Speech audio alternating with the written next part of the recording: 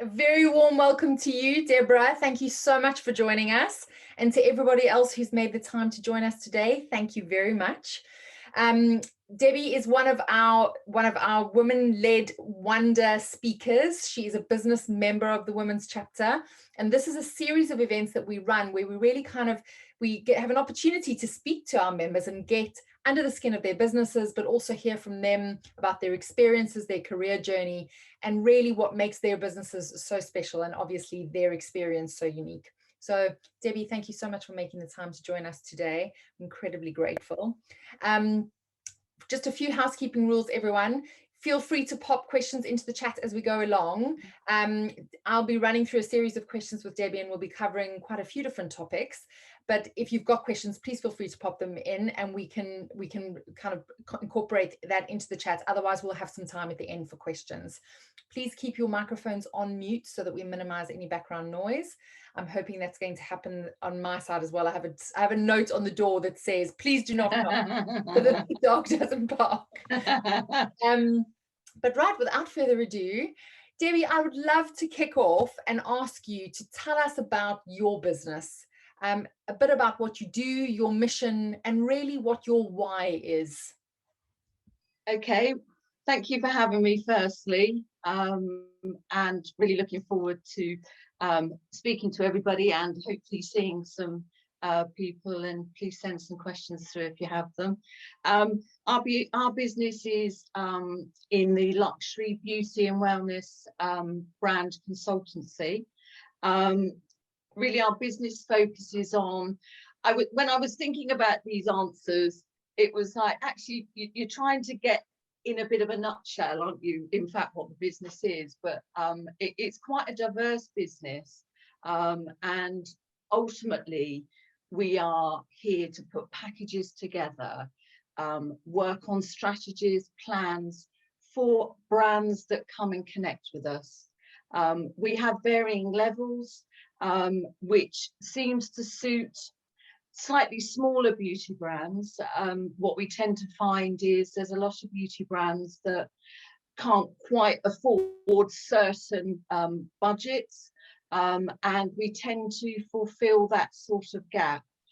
As I say, most of our clients, we sort of, after an initial chat, really our focus is all about a bespoke package for them. And really that's in, how are we going to get your brand to market ultimately? But we deal with all sorts of businesses, and that's businesses from conception, they've got an idea, they're not quite sure what to do, or there's a brand that's already very well established, but hasn't quite got to where they want to be. And our aim is really just to go through their whole brand strategy, make sure they have everything right in place, and then we pursue and look at the right retailer for that brand.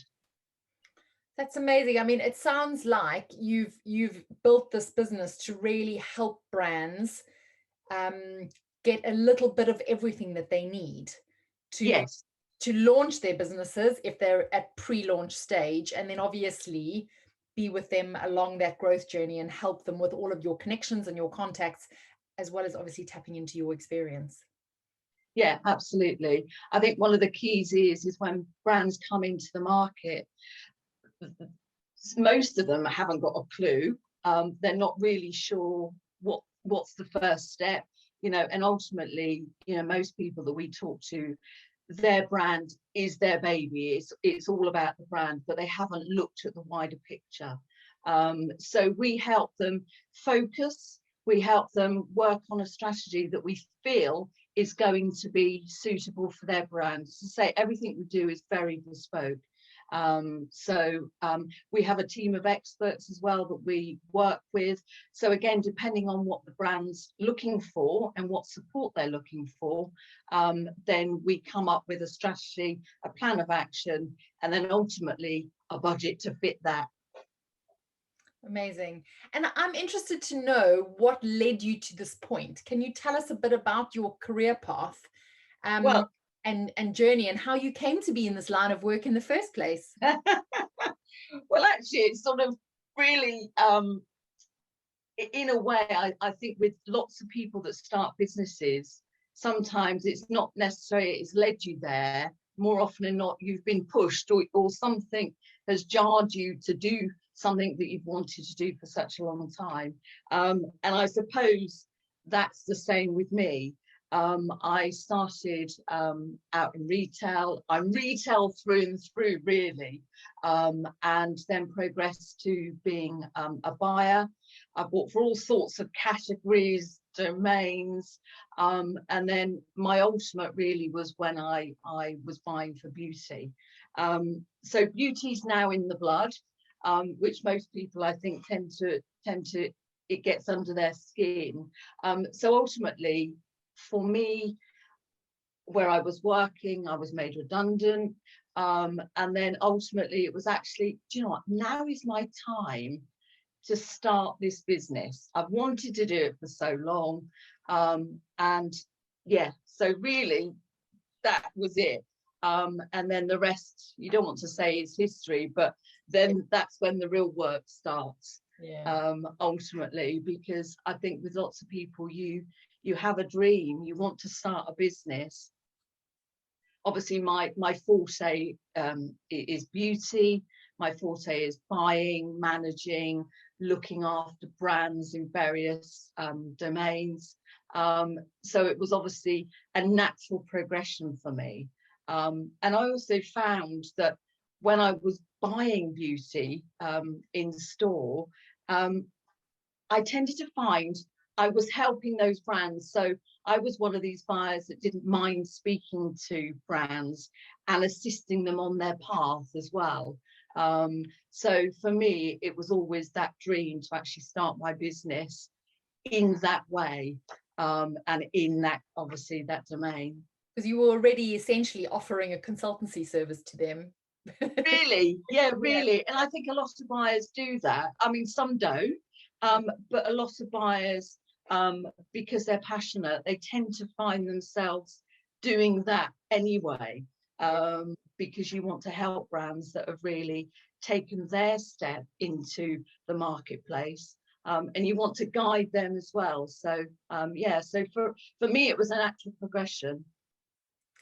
And I mean, the redundancy piece, it's interesting that you mentioned that, because I think so many of the women in our community have started their businesses after they've had some sort of external push, you know, Yes. and a life event or an occurrence that has been beyond their control, that in hindsight obviously gives you that that nudge that you need to take the Yes, plunge and start your own business. But obviously those life events or occurrences are not always necessarily very pleasant when they happen. absolutely. And I mean, so do you look back on that experience now and go, well, wow, actually that all happened for a reason? Because Yeah. you think you might have stuck it out a bit longer in one of your kind of in-house roles if that hadn't happened. I think so. I think for me it was the push that I needed. You know, when I look back sort of years before, you know, it's like, it's sometimes people have this little wish, this dream, and actually through circumstances, you know, whether that's they can't afford it or they've got bills to pay, you know, all the basic things, you know, sometimes those dreams don't fulfill. And perhaps mine may not have fulfilled had I not had that little nudge to sort of get me over that sort of, in a way, I suppose, fear of taking that leap into something else. But I'm really, really pleased I did it. And it sort of makes me feel proud that I did it, albeit it was absolutely frightening. No, well, but thank you for sharing that with us, because it's really inspirational. You know, there's so many people I think who are sitting on business ideas or sitting on a passion to help other people through their own businesses rather than doing it by being employed by somebody else. Yeah, And you know, most of the time the stories have really happy endings and they become really rewarding, fulfilling journeys. So it's lovely to hear that that's been the case for you. yeah, thank I know you. it's certainly been like that for me, and I landed up finally kind of officially starting the women's chapter and my consulting business through exactly the same circumstances. And you know, hindsight is perfect, but certainly for me it was exactly that, the push that I needed, and I haven't looked back. And what I used to love when I was in store and listening to, I used to love listening to brands. I used to love listening to their journey, to their, you know, how have they got in front of me presenting this brand that's probably taking them years to get together. And I used to be in awe of some of the people that used to present to me, that they've managed to do it. You know, they've got through all of this adversity, through this, you know, trauma, but they've actually got in front of me or any other buyer. So for me, again, it was listening. I used to love listening to their journeys. But you know, it's interesting you say that, because I think that's one of the things that so many entrepreneurs or people who are launching or establishing businesses miss, the critical point of really sharing your story. Because like you just said, you loved hearing their stories, their journeys, Yeah, really kind of getting under the skin of their brands. And that's what creates that stickiness with consumers and gives you traction for your brand. absolutely. And I certainly, and that's again was one of the reasons that I started the women's chapter, because I was coming across all of these incredible women with amazing business stories and journeys, in some cases facing, you know, high levels of adversity in order to achieve what they had. And Yeah, that made me want to support them. I wanted to use the power of my purse. I wanted to buy from them, and be a part of their yeah, story and their success story. And so I think yeah, we absolutely. so often underestimate the power of our own personal stories, Yes. and profiling, but also telling the story of how our business came to be where it is. Yeah, absolutely. And I also find some people are, I'm not sure whether they're embarrassed, whether they don't think it's right, whether it's, you know, the industry or their peers aren't going to want to hear their story. But my my way has always been, just be honest. You know, I never tried to be something I'm not. You know, just go out there and be who you are. You know, people will like it or lump it or take it, you know, and you know, for me, yeah, the story, the journey, and where you are and how you've got there is so important, so important, because that for me also drives me on. And also I find that I then put that passion and listen to the journey of brands that are coming to now get my assistance or our assistants in the office, you know. So yeah, and again, the story goes on where we listen, and we're listening to different journeys, and now we're in a position to be able to help them with their path and their succession. Yeah. We've got a question from Georgina here. She's asking, do you have an example of a brand that has done that, presented to you, survived, and is now successful in the marketplace, and it gives you a little pop of joy every time you see them? Oh God. One of your babies. Blimey, it's such a long time ago. Have I got one? Do you know what? I might have to come back to you on that. Because actually, I think we've got a question about that toward the end anyway, so we'll see. We have, yeah, Thanks, yeah. So let's talk Right. about challenges, because all of us have faced challenges, certainly over the last almost year and a half. It's been probably the most challenging time in recent history, for many of us, not only from a personal perspective, but in business too. But in general, what are the main challenges you've navigated in building your business and making that leap from buyer to running your own consultancy? Yeah, it's an interesting question, because again, I found that it's all the small things that really people forget. You know, it's not the big challenges, it's always the small points. You know, for me, it was initially it was, you know, once I decided, right, this is what I'm going to do, and I didn't do it straight away. I sort of went off and thought, you know, God, am I going to go back into buying? What am I doing? And then I thought, no, actually, I've always wanted to do this, so this is what I'm going to do. So that's when the biggest challenges started, if you like, was actually working out the what, the who, the how, you know, all those basic things. And for me, it was all about getting the basic infrastructure ready, because sometimes people can start businesses and they haven't got what I call the basics in place, you know, and that was the same for me. You know, it's like, who am I going to service? What am I going to service? How, you know, what am I going to charge? It's all those basic things that really initially took the time to actually get the business together, get it established. And of course, then from there, you then go on to the bigger things, you know, my website, social, how am I going to promote myself? How am I going to stand out in that already sort of big marketplace that has lots of consultants? So it's all of those things and all of the basic infrastructure to make sure that when you are talking to your very first client, that you've got it nailed. You know, you've got exactly what you're offering. What's my offer? You know exactly what they want, because they, even if you've just started, they expect you to be very professional. You know, you've got to have everything in place, just like somebody that's been doing it for years. So yeah, so for me, it was about gathering all of that information and making sure that I had everything back of house in place. Well, and I think those are sometimes the most challenging things, as you say. It's really building the foundation of your business. Yes. And making sure that you have a solid base from which to grow.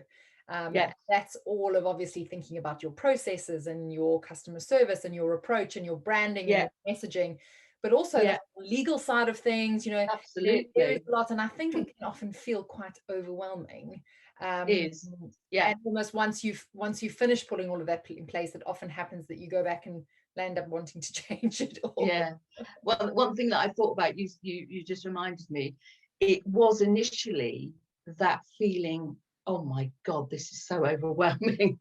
Where do I start? But yeah, I mean, it's starting in a place and it's making sure that you have it planned, you know exactly what you're doing. But yeah, it can be extremely overwhelming. And what key lessons have you learned along the way? Possibly through your own business, but also with the brands that you work with? Yeah, I mean, again, one of the key for me is to be yourself. You know, over the years, I've been involved with lots of different brands, and certainly one of the companies that I've been working with for a long time is, again, the mantra from all of us is just be yourself. You know, and very often you hear people in business that actually are just not being themselves, are trying to be something that either they're not or that they think people want to hear. So for me, it's you know, yeah, be yourself, stay true to yourself. Yeah. No, and that, you know, that's such a cornerstone really of building a brand, because we can't shy away from who we are, and ultimately you get caught short, or you will land in a really tricky situation if you're trying to be something beyond, and that's exhausting. Yeah, absolutely. And also learning, I'm finding, well, as always, you know, even more so now, I'm sort of learning so much, but I'm finding I'm just picking up on all sorts of things, you know, whereas before I started my business, you tend to be focused when you're working with for somebody else. But now I'm just sort of literally picking up stuff. You know, I'm Mrs. List, I call myself. I've got a list for every occasion. You know, I'm a things to do person. So yeah. And in terms of what would be in your toolkit for how you navigate challenge, and that could be in your personal capacity. I mean, if you come up against something both in life or business, what's the first step to tackling it? Again, I suppose is listening. You know, I mean, one of the questions, you know, on the short fire one is toolkit. You know, God, I wouldn't know what I do without my laptop and my phone. I mean, is that, you know, they're invaluable. but the toolkit for me is all about listening, taking on board what people are, and listening to those stories. I think listening is key, because ultimately brands have a path that they've seen themselves wanting to be on and want to follow a certain journey.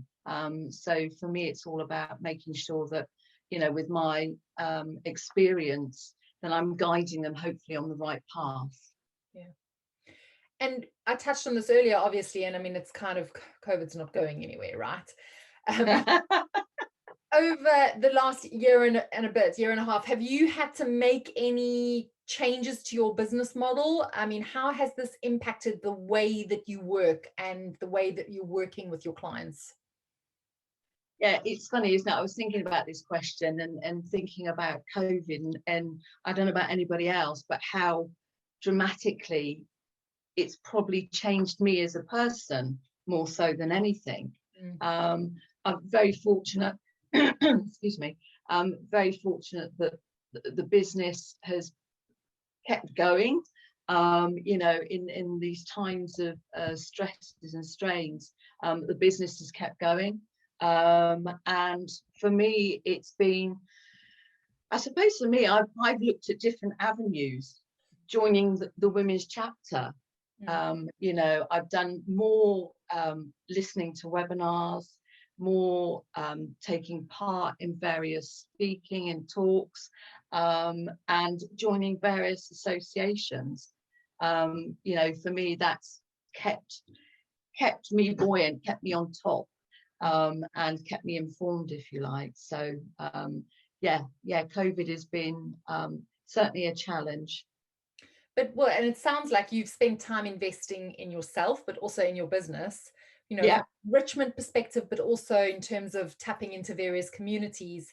And I think that that's something, it's such a common theme with all of the women in our community, that they speak about how, if they weren't aware of it before, the value of having a community and people that really understand you and have your back has been invaluable over this time.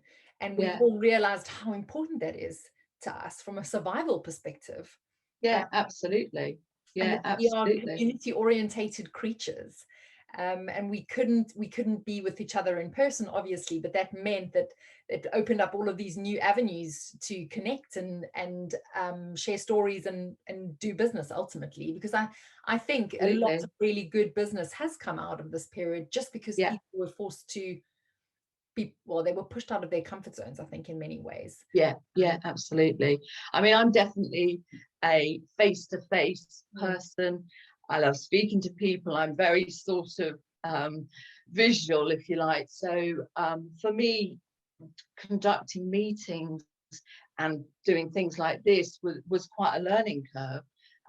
As I say, I tend to be definitely a visual face-to-face person. So again, we've all learned new skills, taken on new roles. So I think certainly for me, COVID is also the challenge of COVID is also challenged me. So I've enjoyed that additional challenge of things that actually this pandemic has really thrown at me, all of us, really. And has it forced you to think about the digital aspect of what all of your clients do as well? Because obviously you had to think about your presence and how, in the absence of face-to-face connections, you were being seen. Did that also highlight some kind of, not weaknesses, but gaps that your clients had? Yeah, absolutely. I think for all of us, and certainly for our business, is no different. We reviewed our website. In fact, I think we've changed it 2 or 3 times, but we updated it again. We definitely spotted a gap in our portfolio, if you like, is that we needed to make our website very clear, very concise, very visual. I think for us, one thing that we've definitely learned is visual.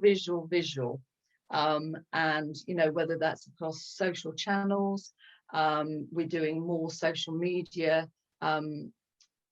connections, and just anything that's visual, we are really doing. I mean, we updated, as I say, our website, we updated our social media channels, and yeah, I would say we've really been more on it than we were before.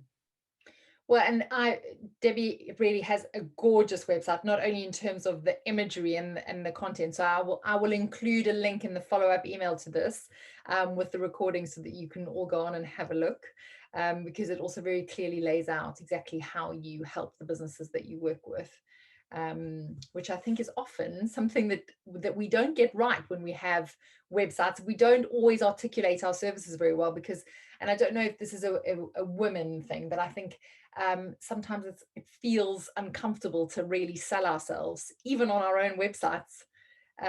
Yeah, absolutely, absolutely. I think what we discovered is, and I say, you know, for a lot of people, you don't necessarily get it right the first time, you know, and that's what we found is actually, do you know what, we really need to focus and narrow down our offer, just so that when somebody, it's a bit like branding, isn't it? You know, you need to make sure it's very clear, concise, you're getting the message out that you want to portray in a way that people can understand. And that's something else that I've definitely found on my journey, is that, you know, when people are presenting brands to us, they know their brand inside out, upside down, but actually nobody else knows. You know, you know, always imagine it's the first view. You know, nobody has seen your brand, and what does that portray? And sometimes, yeah, that's a real key feature. So, I mean, you are a beauty industry expert. You were a buyer for a very long time. What advice would you give to someone considering starting a business or launching a brand now? What would you tell them? Or perhaps, and this could be based on some of the shortfalls that you've seen over the years where people haven't had certain things in place. Yeah. I was going to say don't do it, but actually that's not the right answer. But no, I think for people starting with a brand or any business, you need to have a very, very clear strategy, clear mission, and know the competition. You know, so many people I see, they haven't even, you know, really gone into their homework. So they don't really know what other brands are out there. You know, is the market saturated in the particular brand that they're working with? And, you know, it is having a very clear, do your homework. You know, I think for people, don't run before you can walk, do lots of homework, do your research, look at the retailers, look at what's being sold. Yeah, definitely. So would that involve spending some time kind of in department stores and in multi-brand retailers and looking at what else is out there and making sure that actually what you're doing has a strong point of difference? Absolutely. I mean, what you've got to think, you know, your brand needs to stand out in the crowd, you know, and whether that's packaging, whether that's the name. I often get asked that question, you know, well, you know, is it one thing? No, generally it's a multitude of things. You know, a lot of the brands that are very successful either have a very quirky name, their packaging is really great and it stands out, or they have great ingredients that are really unique. You know, it's all it's all what I call the normal things that you and I possibly would think about, but actually somebody coming into the marketplace needs to really go through in fine detail, you know, ultimately where their brand sits, and is it going to be able to withstand the competition. And so, I mean, when brands come to you, is that something that you would help them with if they haven't done that? Yes. Okay. Yeah. I mean, ultimately, that's probably like the starting point, you know, after the initial conversation. But yeah, the starting point for us is really getting into the nitty and gritty of the brand. You know, what's it done before? You know, where's it been? You know, what is the next path for the brand, you know, and does it withstand? So yeah, we do lots of market research, and really go in lots of detail that perhaps the brand hasn't done before. And what about things like you mentioned packaging, because I know you have an extensive black book.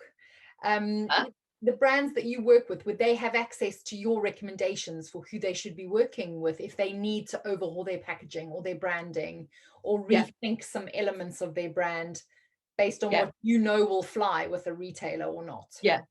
Yeah, absolutely. I think the great thing, and lots of businesses do it now, is, you know, we have this connection with other like-minded professionals. So, you know, whether it's something we do in-house, whether we look in our black book, as you say, you know, and find the right person. Again, it's matching the right person, the right brand to the right professional.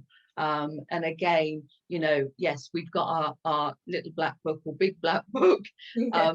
you know, where we connect brands. But again, we conduct everything in-house, and we point and direct brands where we think they need to go. And in terms of the beauty industry, because obviously we've been through this incredibly challenging time, particularly for retail, because they haven't been able to be open, and it's forced all of these alternate channels of business and for people to consider different ways to do business and reach their consumers. But what is the main challenge in your view facing the beauty industry right now? I think the main challenge is, one thing that I also work for an association called COPRA, which is the Cosmetic and Perfumery Retailers Association. So I also have a good insight from the other big retailers that belong to that association. And certainly there's been lots of challenges, firstly with bricks and mortar. And obviously COVID has been awful for those retailers, because obviously they've not had their normal flow of traffic through. We've seen recently what's happened to Debenhams, you know, and a retailer that's been with us for over 200 years. It's just awful. But, you know, and also some of those retailers that found their challenges, they didn't have a good online offer either. So I think COVID, all in all, yeah, has been a big challenge, but also it's actually driven people to relook at their businesses. And as you say, one of the challenges certainly for the industry was actually for those bricks and mortar retailers not having a good online offer, because obviously, you know, during COVID, all the online businesses really sort of creamed up with all of the sales. So that's been a huge challenge. I mean, some of the things, I was looking at this again, there's lots of new things coming through in terms of businesses creating apps, retail apps. There's lots of new apps that are sort of taking the TikTok type selling. So there's all sorts of great initiatives at the moment coming through. More so, sorry, I was going to say also, yeah, more so, you know, we call it smell-o-vision, but we haven't quite got that yet. But actually what we have got is, you know, being able to try on makeup, hairstyles, etc., colours, etc., you know, via a screen. So that's been phenomenal. Yeah, I mean, virtual makeup, and who, you know, who would have ever thought that that would be a thing? And there are the amazing brands that I think that have really capitalized on the fact that retail has been shut down, because they've been able to drive their online channels, you know, the likes of Beauty Pie, Trini London, all of these brands where we would never have expected that we would have bought products like that online without being able to try them. Yeah, absolutely. Even one of our women's chapter members, Stories, they have made a huge impact in the market, which is incredible considering that they're a fragrance brand, and who would have ever thought that you would buy fragrance without going into a store to try it on? Yeah, absolutely. But again, for Stories, and I think I listened to Tanya on one of your talks like this, you know, great social, great awareness, you know, creating that brand on different platforms when you can't do it in the normal way, is what it's about. And it's just a continual path that people need to be really aware of. And it's also a costly path. You know, one of the biggest downsides to most brands, they don't actually realize that the initial cost to get the brand to market, but also it's not just one-off payments, it's a continual journey that actually needs every area focused at. So whether that's trying to get the brand ready to get to market, whether that's trying to contact the retailers, whether that's PR and marketing, whether that's social media management, you know, there's a sea of things that really buyers, retailers will want brands to have on board. And is there still a place for retail, for physical, you know, bricks and mortar retail? Oh, absolutely. I mean, I'm definitely a retail through and through, bricks and mortar. But I think what it's done for me, and certainly for retailers, is that have been traditionally just bricks and mortar, they've really upped their game. They've got to up their game for the physical, but also they've upped their game with the virtual sale. You know, where there's lots of demonstrations, there's talks, there's how-tos, whys to, you know, they you know, really up their game, which I think is great. You know, for me, bricks and mortar retailer needed to do that. I think there was a change of foot, and I think there's going to be some really exciting things coming out. I feel it in my bones. I think there's some real great initiatives coming through. And does it still, you know, having a presence in one of the big retailers like Harvey Nicks or Phoenix or Selfridges, Harrods, you know, does that still carry as much weight in terms of an endorsement as it always did? And I'm asking this purely from a consumer perspective, because in my mind, kind of, if I've known that an indie brand has made it into one of those retailers, like, it must mean that they're good, because they would have gone through a really rigorous buying process. Absolutely. And so does it still carry that weight? Yeah, I mean, for me it does, but also adding to the bricks and mortar, and whether it's Harrods, Harvey Nicks, Selfridges, you know, you have some really great online businesses as well that are also seen in that vein. So again, bricks and mortar, definitely, you know, we're human beings. We love to touch and feel, we love to smell, we love to try. I don't think that will ever go away. For me, I think it will just get better and better and better.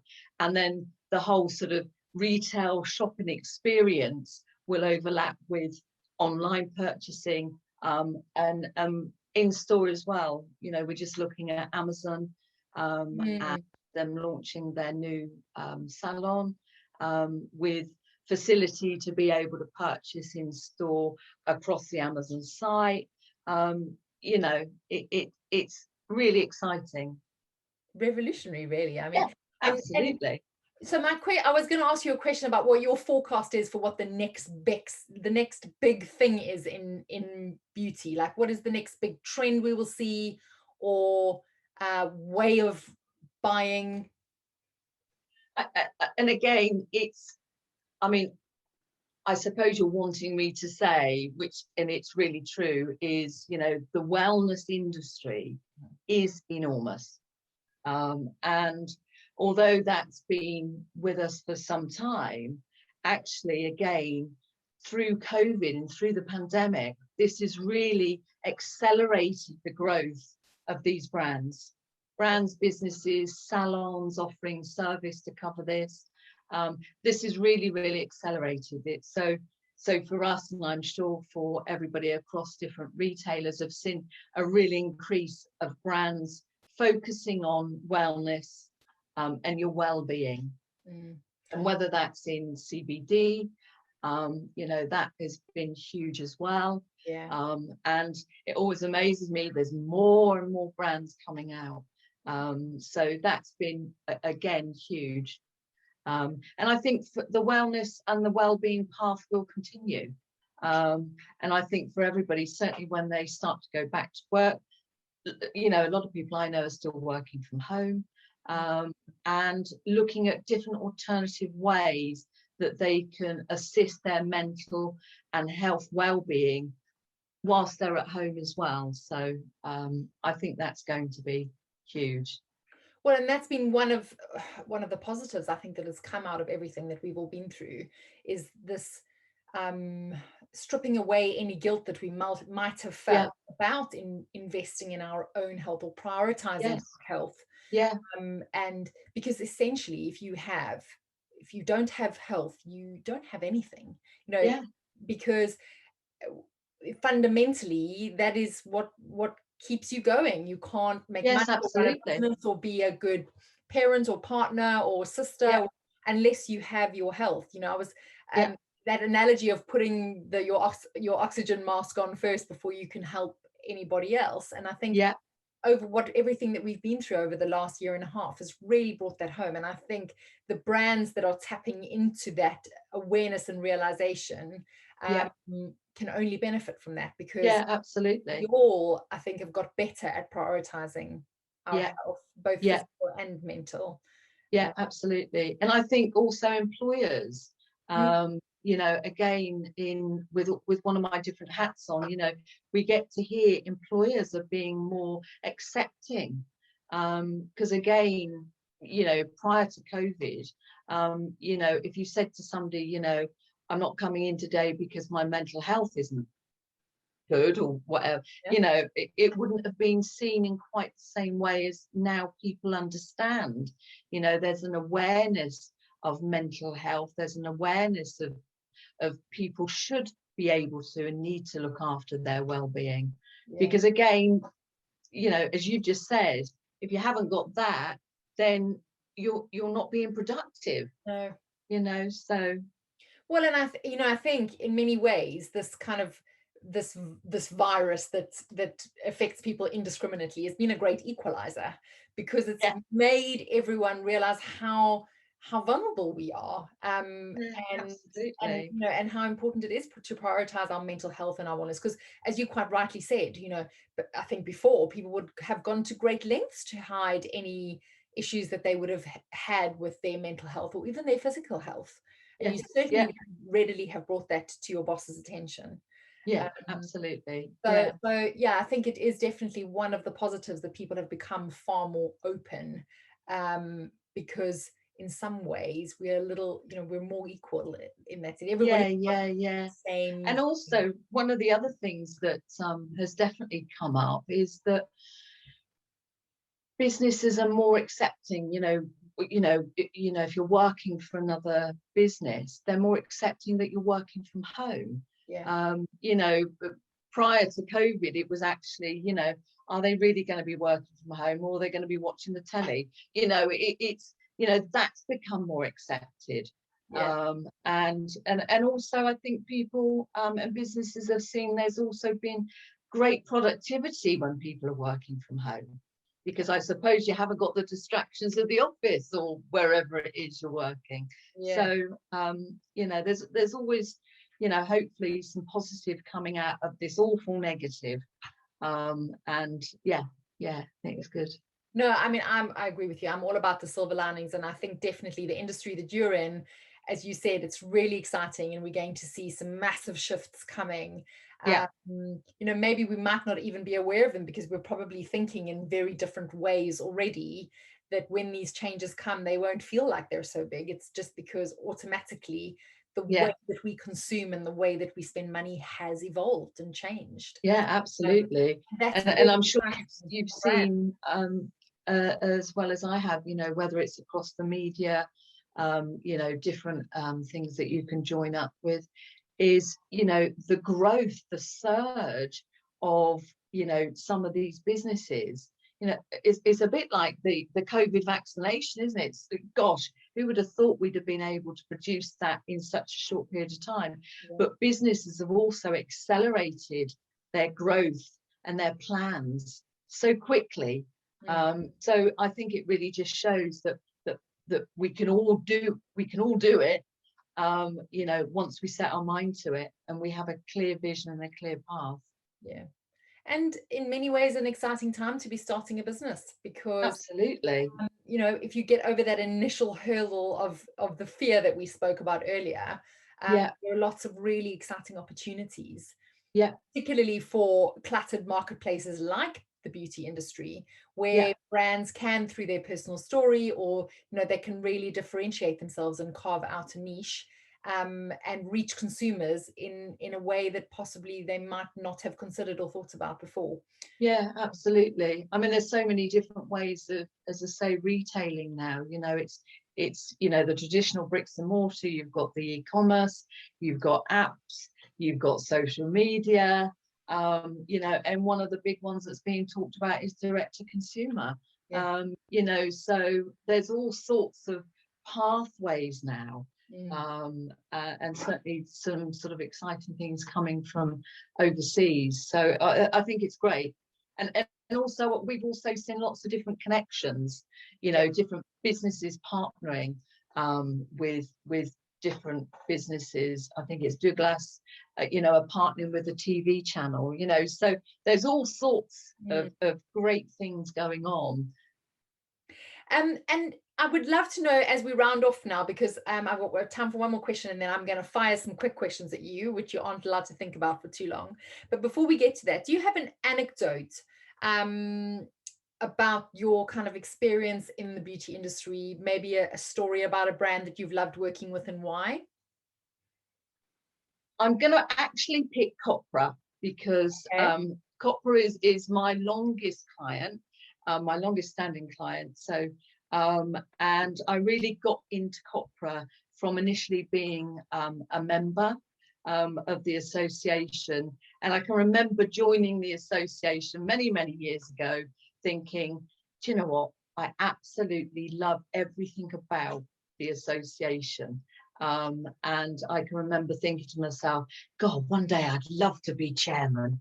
I'd love, you know, so for me, COPRA is, you know, and from somebody that was working in a smaller retailer, if you like, than one of the big multinational retailers, I think working somewhere like that gave me a great grounding. But also when I got into COPRA, I also then saw the bigger picture, saw the wide opportunities, if you like. And for me, COPRA was all about working, getting involved. You know, now I say to people, you know, if you're coming on as a member, us and the team, get involved. You know, when you're involved, you get connected. And for me, being part of COPRA was all about that process, was getting connected, meeting new people, doing all sorts of different training things for them, and then eventually having the opportunity to be voted in as chairman, which I absolutely loved. It was one of those things, and it still is, that you know, you get something that you really sort of take to heart, and you find, yeah, you know, I really love this. I love it. I love everything to do with it. So for me, COPRA has been a great stepping stone to bigger and better things. It's allowed me to have the lead and connections to the whole of the beauty industry, you know, whether that's wholesale, retail, manufacturing, press, media. It's been great, and I thank them very, very much. Oh, that's lovely. And would you recommend anyone who's on the call today, who has a brand in the beauty or cosmetic sector, would you recommend a membership with an association like COPRA? Now, COPRA is just for retailers, so oh, right. yeah, so it's a Okay. retailers association. So, but yes, you know, if you're a retailer listening, and you fit the criteria, please look at the website. So it's copra.org. But there are some other great sort of things that brands can connect to, and for me, it's all about just having a look. Go on the internet, see, keep yourself connected, join associations, get involved with different events, webinars. You know, it's learning all the time. Yeah.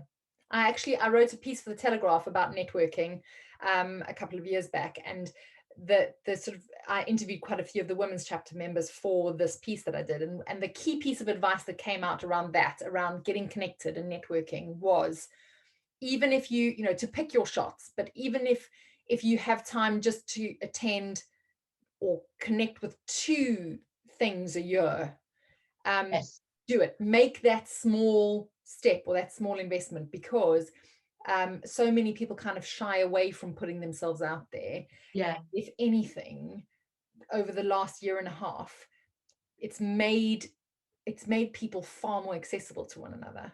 Yeah. Um, Yeah, absolutely. and my advice, and actually this came through Lara Morgan, who's another one of our members and owns a wellness brand called Centered. You know, she said, you don't ask, you don't get. So if there's someone you want to connect with, find them on LinkedIn, find them online, Yes. and send them a note. The worst thing that can happen is that they would say no. Yeah, exactly. So Yeah, I mean, as you've just said there, you know, for us, for the last sort of, I suppose, 15 months or more, it's all about making sure our business is ready. And within that readiness, it's also making sure that we're connected, and we've become connected to so many different businesses. And also, it's not staying connected just to your business. It's staying connected to ancillary businesses, because you just never know what's around the next corner. yeah. And in terms of, as you said earlier, collaborations, connections, you know, being able to refer business to one another, Yeah. we need to all be thinking out of the box in terms Yeah. of how we build our communities, and how we can add value to one another, because I don't think it's linear. Yeah. There are lots of different avenues that we can explore in terms of building a really meaningful community around our businesses. Yeah, absolutely. And that's one thing we do with brands as well, is we look at how can we collaborate their brand to other businesses. Yes. You know, how can we build on what they've got that may link to something completely different to the area that they were thinking. You know, so as you say, it's thinking outside the box, meeting, greeting. You know, we've not been able to do it face to face, but as you say, you know, tap into those amazing social channels, and get connected. Yeah. Well, I'm going to fire some questions at you, and then we might have a couple of questions from the people in the room. So if you do have questions, pop them in the chat in the meantime. But I would like to ask you, Deborah, if you can answer quickly, who or what inspires you? My sons. Oh, that's so lovely. It's a bit sort of, but they do. Yeah, no, well, and that's being you, right? Yeah, absolutely. They're full of ideas. That's what I love. They're sort of very on it. Well, they have a very inspirational mother, so I'm sure that you have something to do with that. What about your biggest fear? Now, you might not like this one, but not being successful has always been my thing. Yeah, I think that's fair enough. Most courageous thing you've done? Giving up working full time, and standing on stage speaking to 800 people. Wow. Yeah, I can totally identify with that. Were your knees knocking together? Yes. Guiltless pleasure? A lovely glass of Prosecco. Oh, lovely. And mantra you live by? Lead by example. It's a really good one. Do you have a female role model? Michelle Obama. Oh, yeah, she is for me too. And a women-led brand that you love? Jo Loves by Jo Malone. Oh, yes, really. I was very fortunate few years ago to interview her, and she's just such a lovely person. Yeah, such a lovely and the most phenomenal story. Absolutely. Like, yeah. Epitome of resilience. Yeah, absolutely. And do you have, and I think you answered this earlier, a top productivity tool? My laptop. I don't know what I'd do without it. Or a computer. Can you imagine if we didn't have these pieces of kit? I mean, honestly, where would we be? Yeah. Well, sometimes I curse mine. But I agree. I think over this period, and they've become so valuable in terms of keeping us connected, but allowing us to do our work from wherever we need to, which has been such a blessing, so that we can keep going and keep innovating. Yeah. So I'm going to see if we have any questions in the chat. We don't. Does anyone have anything that they would like to ask Debbie? No? Okay. Well, I'm incredibly grateful for the time, energy, expertise, insights that you've given us today, Debbie. Really, really grateful. Okay, thank you. You are a true industry expert, and it's wonderful to have this opportunity to pick your brain on behalf of the people in the room. And if you're okay with that, I will link everyone up together in the email and copy you in, so that if they do have any questions, that they can contact you directly. And of course, please do make sure that you're following Debbie's social channels and have a look at her website. I will include all the links and handles to all of those in our follow-up. Fabulous, thank you. So that you can connect beyond this platform. Thank you. And yeah, thank you so much. And please let us know, let me know if there's anything that we can do to help you, because brilliant. Yeah, brilliant. I'm really enjoying being part of this association. Yeah, and talking, as I say, talking to like-minded people, but also just not in the beauty industry, across all sorts of industries. I just find it fascinating. Well, I mean, and essentially it's the same. If you distill it down, it's the same principles apply when you take the brand to market. There are certain considerations that you need to have covered off. And I think with the way that consumerism has evolved, it's becoming more, there aren't such clear lines. There are, industries are not as siloed as they once were. Yes. Yeah. So yeah, definitely. So I think, the advice that you've shared with us today certainly could be applied to anybody who is starting a business in any sector at the moment. Yeah, absolutely. And uniquely, you have obviously the consultancy approach of starting your own consultancy, but also the expertise that you have with working with brands and seeing them go from pre-launch to growth stage. Yeah, absolutely. I mean, I didn't mention, but we also, do lots of events. One of the biggest things with COPRA is we have 2 huge events each year. So a big awards ceremony, which we hold each year, hopefully, and a big COPRA ball, so eventing as well is another thing that we focus on, so which we love to bring together. Amazing. Well, there've been lots of really lovely messages in the chat. Georgina saying thank you, an amazing start to the day, incredible energy. And I think it's Yegas, we've got her joining from South Africa actually. Wow. Yeah, so we've got people from all over. Oh, she says she would love to attend one of the events that you follow. She feels very isolated in South Africa at the moment. Oh, sweetie. And Shabana, thank you very much for joining us. Georgina, Karen, saying she really appreciates you sharing your knowledge with us today. So thank you very much, everyone. Please do feel free to connect with Debbie. I will send a follow-up email with a link to the recording as well. Thank you very much. Thank you, everyone. Thank you. Have a wonderful day. Hopefully the sun comes out at some point for those of us that are in the grey UK. Fingers crossed. Feel the tide of the rain. We're supposed to be in summer now. But yeah, sending you all very good wishes for the rest of the week. And thank you again, Debbie, for sharing so much of yourself with us today. We were very grateful. Thank you very much. Thank you. Bye, everyone. Bye.